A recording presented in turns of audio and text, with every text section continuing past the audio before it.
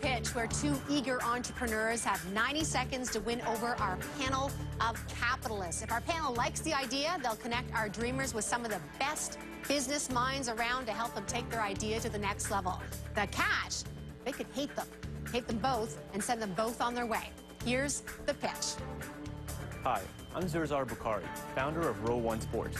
We allow you to play along with live sports. I'm Trevor Kaverko, the CEO of eProf, and we're bringing interactive learning back to online education.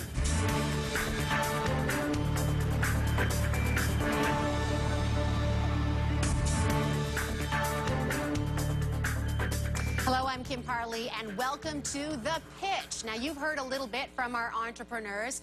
Let's tell you who they have to win over today and get to know our panelists. To my right, we are joined by Duke McKenzie. He's Senior Vice President of Sales at Mediative. Nice to have you here. How you doing, Kim? I'm doing well, thanks. Good. How are you? What kind of mood are you in tonight? You know, I'm in a good mood, so I think that we're ready to rock and roll. Tell me a bit about Mediative before we go any further. Who are you guys, and what are the kinds of ideas that really float your boat? Okay, well, Mediative is a digital marketing agency that focuses in social, display, and research. And on the side, what I do is I'm also an angel investor that invests in these types of business, that invest in apps and e-commerce businesses. So excited to see what we have here. Okay, well, we've got some great ideas on tap. Let's bring in our next panelist. We're joined by Philip Brown, CEO of Brown's Dining Solution, an entrepreneur who knows what it's like to get things started. True. So tell us a bit about you. How are you? I should say to you, welcome to The Pitch as well. Thank you. Yeah, it's nice being here. Big shoes to fill with Andy Bell, but you'll do a great job, I'm here sure. we go. Well, Brown's is a very interesting company. It's a long-standing Canadian company, 83 years old, and right now we're in the business of buying up businesses in the contract dining space. So anywhere people are going on a continual basis to be fed, whether it's through daycare to long-term care and retirement homes, or education, recreation, or government sites in the middle. We're at about 70 million in sales now, targeting to get to 100.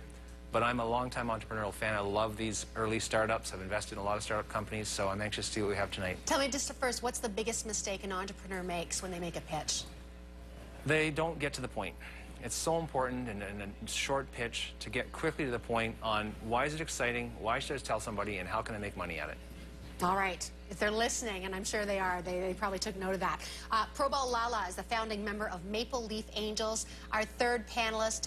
Nice to have you here. Thank you, Kim. Tell me a bit about who you are and who Maple Leaf Angels are. Well, like Duke, I've got a day job. I run a telecom company called About Communications, but in the evenings, I am passionate about angel investing and I'm a founding member in Maple Leaf Angels. We're a 40-person organization looking at, and we're primarily former entrepreneurs, investing in early-stage startups. We generally put in about $250,000 to $500,000 into concerns and hopefully take them to the next level. And in actual fact, we've been refocusing our efforts in trying to improve our deal flow. And on September 25th, we're actually having a session on digital media. And guess this show has actually been feeding all of our great companies. 4 out of our 5 companies that we've invited have come from the pitch. So a show Duke and I did, Penyo Pal, Tunesy, Smart Teacher, and XYZ Interactive, all from the pitch coming in. Can't get a better endorsement than that. All right, guys, we're going to get started in just a moment. Coming up, we're going to hear from Zerzar Bukhari about his interactive sports platform for sports fans. Will it win over the panel? We'll find out on BNN's The Pitch. That's coming up after the break.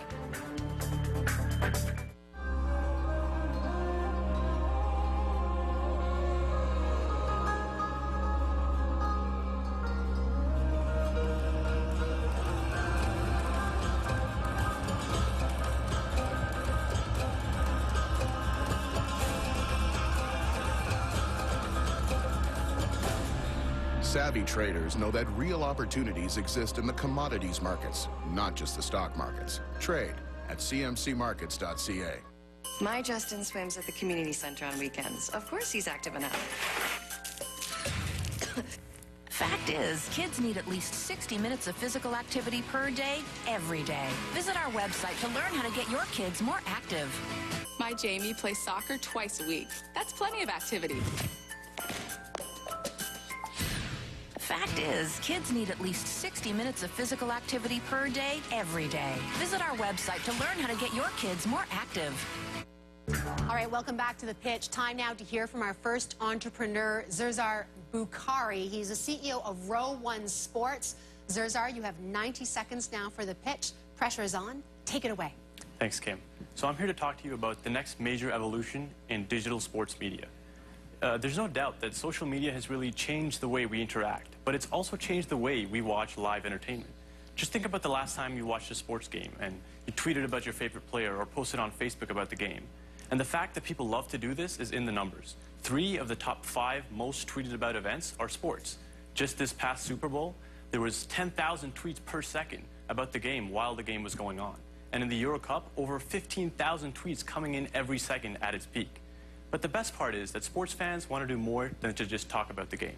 They want to play along with the game. And that's exactly where our company, Row One Sports, comes in. Users can download our app and check into the game that they're watching. And instantly, they're connected with thousands of others who are watching the same game. As the game goes on, we push them questions to their phone. Things like, what do you think will happen to Jose Bautista at this at-bat? And they can answer things like home run, strikeout, etc. And as soon as the play happens in real time, we award them with points, badges, and rewards. They can brag to their friends on Facebook or to the world. Right now, Row One Sports is live on the App Store for baseball. And we're gearing up for a consumer launch sometime in the next month. But for us, it's not just about baseball. There's over 110 million people that tuned in to watch the Super Bowl, but over 700 million who watched the World Cup final in South Africa. We've developed a proprietary prediction engine which allows us to scale way faster than our competitors. And we're excited to tackle sports leagues around the world. Thank you. That was amazing, the timing on that. He's got an internal clock. That's got to be worth something right to the second. Zerzar Boukari, the CEO of Row One Sports. Duke, I'll let you jump things off if you like. Questions? All right, yeah. So, Zerzar, how are you, by the way? I'm good. How are you? Good, good, good.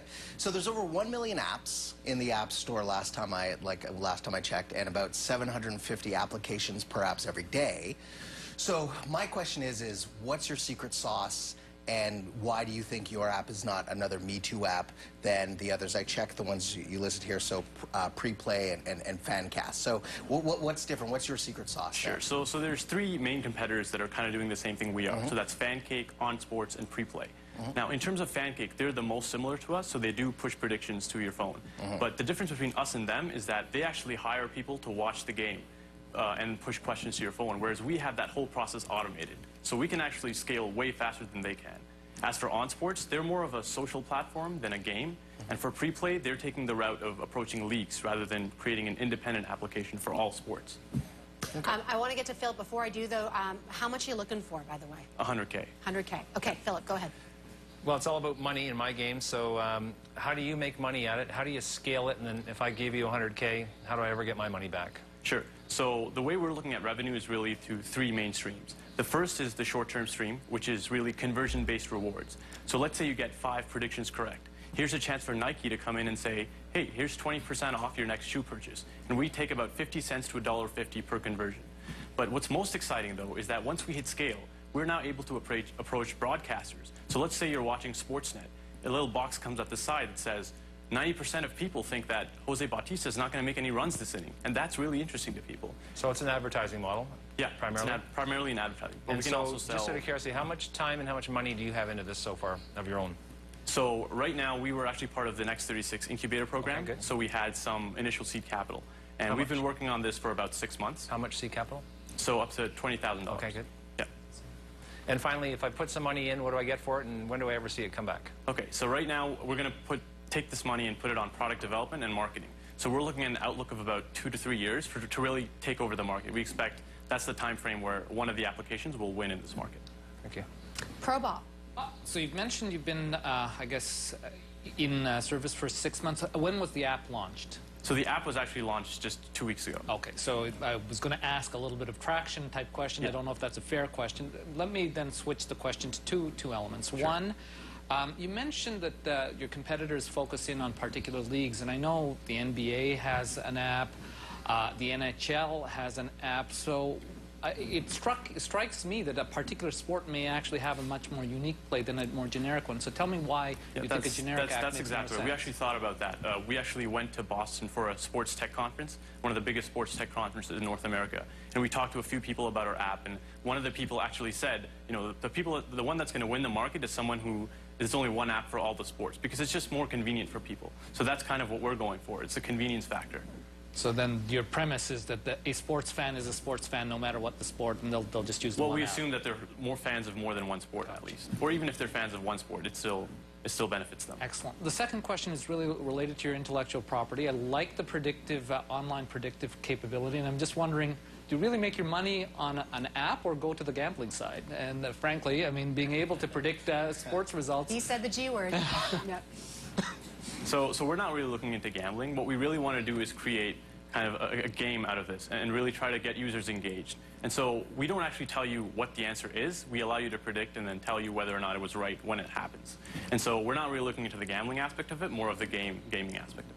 All right, really quick question. How many times has this app been downloaded so far? Well, right now, it's not too many times. We haven't really spent any marketing dollars on it, so the number is probably pretty low. It's in the early stages. There's our great job. All right, we're going to talk to you again in just a few minutes later on the show. But up next, we've got Trevor Koverko. He's getting ready to pitch our capitalists on the merits of his online learning platform. The Pitch on BNN continues right after this. B2B Trust is now B2B Bank, a bank that's 100% focused on helping advisors increase their clients' wealth and 0% focused on anything else. We work exclusively with advisors providing solutions for loans, mortgages, banking services, deposits, and self-directed accounts. B2B Bank. Learn more about how we deliver banking that works for advisors at b2bbank.com. Have you ever wanted to see and speak to whoever's at your front door when you're not home? Hi, Rachel. I'm Joel Matlin, president of Alarm Force, and I'd like to introduce you to the Alarm Force Video Relay. Installation requires no drilling, so there won't be any damage to your front door. Mr. Clark, I have a package for you. Can you put it in the garage for me? It's that simple. Call 1-800-267-2001. Alarm Force. Join the revolution in online trading at Virtual Brokers. Trade stocks as low as 99 cents with no ECN or exchange fees for any asset or activity level. Trade a selection of ETFs for free. Master the market with Virtual Brokers' professional feature-rich trading platform and powerful research tools. Trade stocks as low as 99 cents. Switch now and get 150 free trades. Virtual Brokers, high-end service without the high-end fees. BNN, Canada's business news network, reaching over 2 million affluent investors, business owners, and financial pros. Looking to market to a premier audience? Contact us at sales@bnn.ca.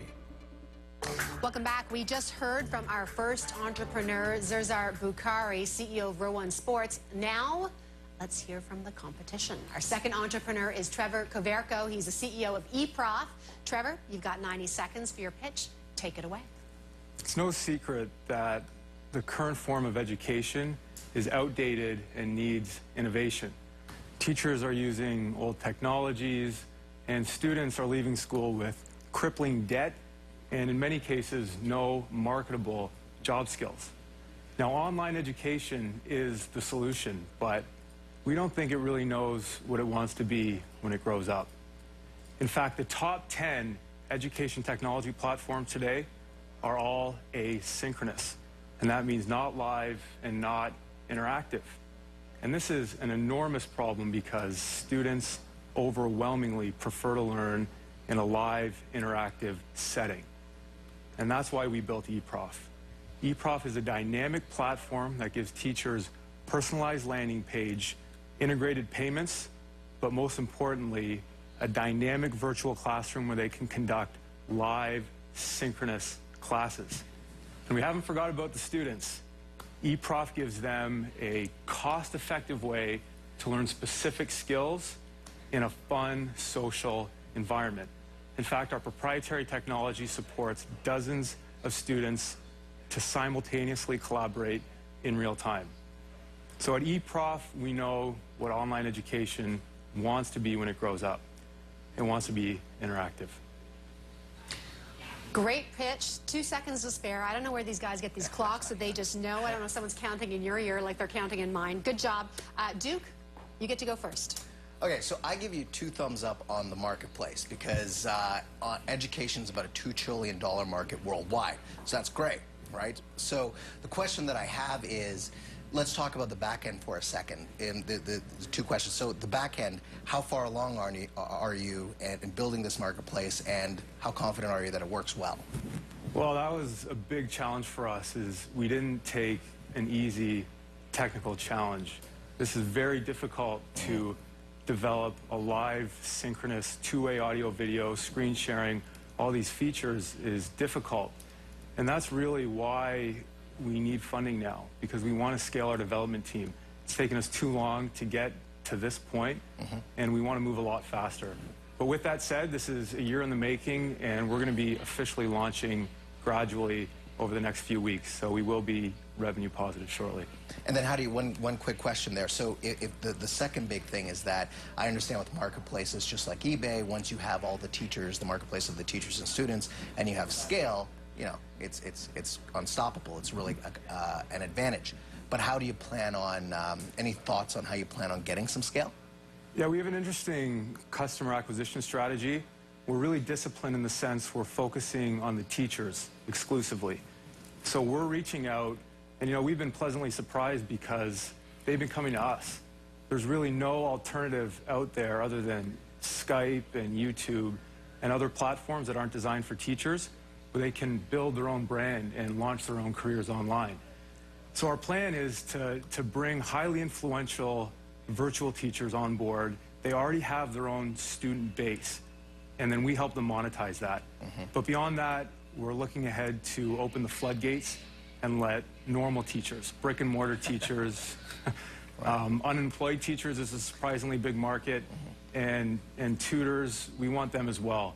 But because we know we're in a chicken and egg problem, we're doing this intelligently. All right, Philip, go ahead. Enormous market. Of course, education breaks beyond the boundaries of education to get a degree program. Professional organizations and companies all over the world are educating their employees. What do you see as your key entry point into testing this and getting some traction in the education world, given that there's so many different types of education? Well, this is another thing we're really trying to stay disciplined on, because it's very tempting to try and integrate with academia and with school boards. Right. But we know this marketplace, this ecosystem inside out. And every edutech company that has failed, especially recently, is because they're trying to piggyback off academia. And we're staying disciplined in the sense we're not interested in partnering with school boards. We're completely independent, and we're a marketplace outside of academia. And that means we don't have any of the restraints or, you know, So give me an example of the first course that you think is the most teachable that you'd like to launch on. What would it be? So obviously, because we're a live platform, it lends itself to things where an intimate, synchronous connection is important. So learning a language. And because there's no geographic constraints, you know, a teacher in China can teach Mandarin to a Canadian student in real time. And you can't really capture that with videos. Okay, so what will be the first one that you want to tackle? So languages, okay. technology, and test prep are 3 verticals. Okay, and this final question here. How many people can you properly do together before it gets too cluttered? We can support dozens of students, up to 50. Practically speaking, though, where it's meaningful. Yeah, 25 is where we're putting the ceiling, because we don't want it to be a webinar. We want this to be an interactive experience. I'm going to have to pause there because I do want to get ProBall in here. And you can get mad at Philip because he took your time. You've only got time for one question here, ProBall. One quick question. It's more technology driven, because from everything I'm hearing, while there's some neat vertical play, it sounds like really what you're doing is synchronous video communication. So how is that different from other synchronous video communications tools that are available in the cloud today? Well, we're layering a lot of different layers on top of this, like social. We've integrated a lot of advanced technologies like real-time screen sharing. You can upload slide decks and YouTube videos right inside. But there's really not a lot of live teaching-focused platforms out there. It's actually shocking to us. Most education platforms like YouTube and Khan Academy, OpenCourseWare, they're all video aggregators, essentially. And we really want to be the first synchronous education platform to make a dent in this ecosystem. ProBall, do you want a quick follow-up? Well, again, I really do appreciate that comment, but again, I think from a collaboration tool perspective, people who may not be in the education space but in the enterprise space may have a similar play, and that's where I was trying to understand what's different. Yeah, there's a lot of virtual classrooms out there. There's dozens of them, but nobody's really leapt in to create integrated payments and comprehensive scheduling. So we have all these other things wrapped around this live experience, which is just one component. So it's really an end-to-end experience from payments to scheduling to polling and ratings. That's another big thing, the feedback mechanism we can talk about after. All right, Trevor, great pitch. Thank you so much. Trevor Koverko, CEO of eProf. Coming up, though, it is decision time. Both of our entrepreneurs will stand before our panel, ready to hear which business idea the judges preferred over, maybe one, maybe two, maybe both. Stay with us. Fleas can be a real irritation, but they don't have to be. Advantage works fast to kill fleas on contact. Ask your veterinarian for Advantage. Learn more at nofleas.ca. 165,000 calls every day. But we always treat you as a person, not a number. So, how can we help? American Express. Realize the potential.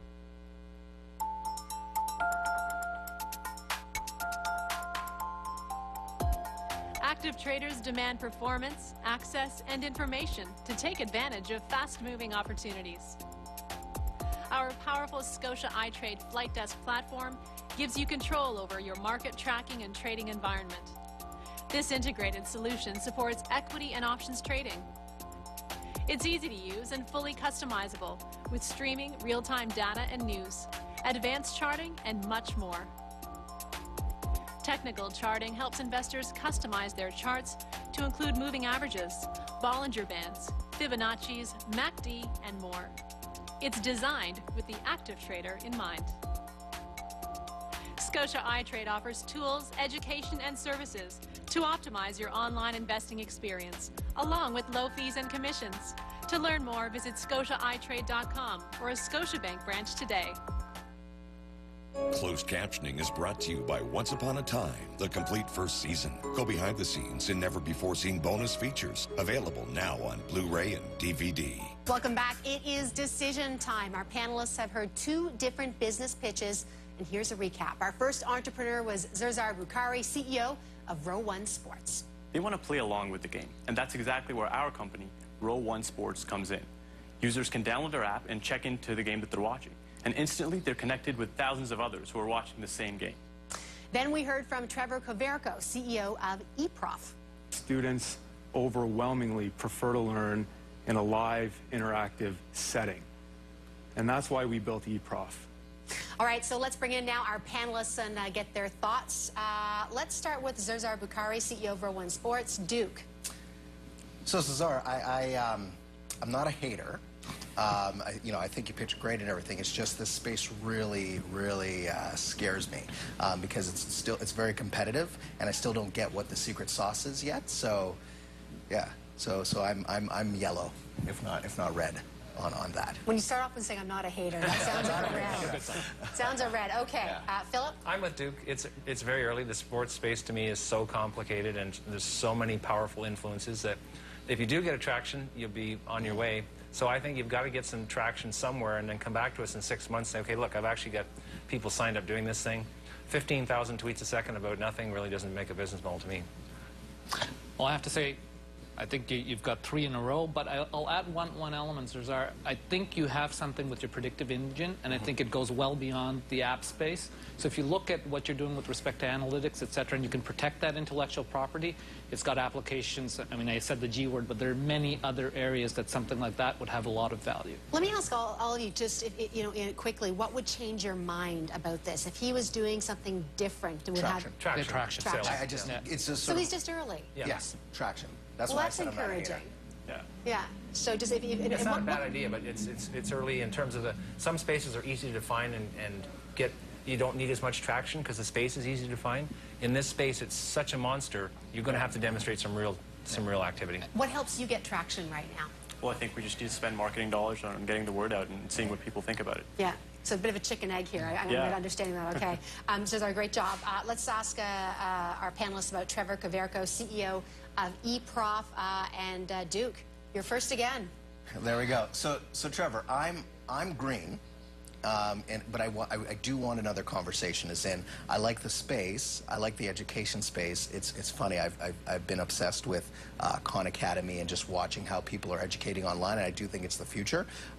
I would like a conversation to talk about to understand a little bit more of your back end, because a couple of things that my peers have been talking about is how is it different than what service enterprise people are talking about. That doesn't bother me as much, because if you build the market, if you build the marketplace and reposition things that are existing out there, and you could get traction, you'll be fine. But I am green, as in I do want to talk more, and I think that maybe we could do something together. If I could just say, funny enough, our investor is Salman Khan's investor as well.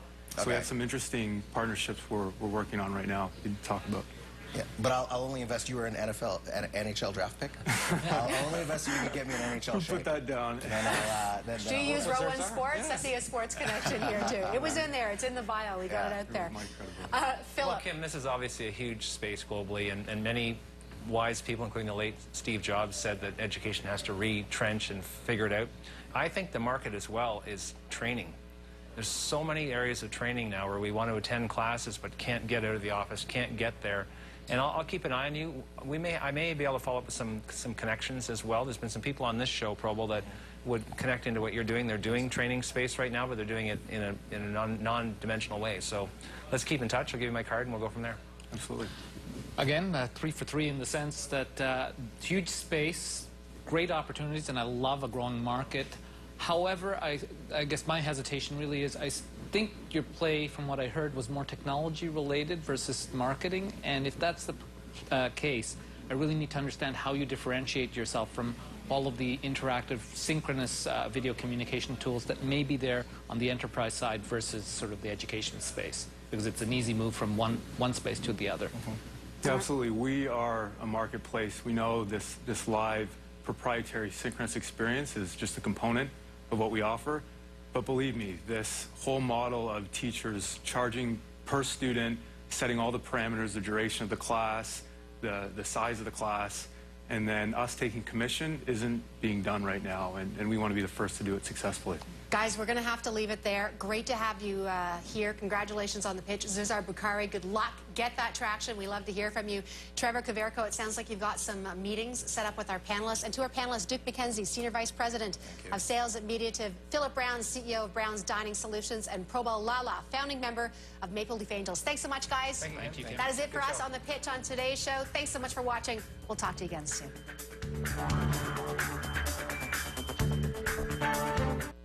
The only luxury we can't give you is